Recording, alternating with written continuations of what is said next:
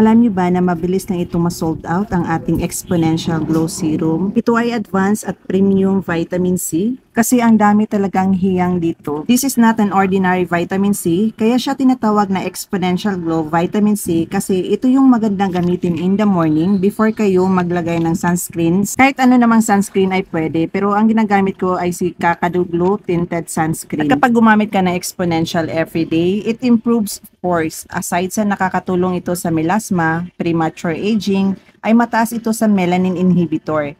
Kapag may melanin inhibitor ang ating product, ibig sabihin, pinipigilan niya itong hindi kumapal or dumami ang ating melasma. Pwede ito sa may mga sensitive skin ha, at fast absorbing ito at non-irritating. And also, nakaka-boost ito ng ating collagen production and lightens dark spots and melasma. Best to use in the morning before kayo maglagay ng sunscreen. It's also important to choose a high-quality vitamin C that won't oxidize and evaporate so you can get the best effect of vitamin C. 30 ml na pala ang laman ng isang bottle. Kaya kung gusto mo nito, ilagay ko lang ang legit link sa yellow basket.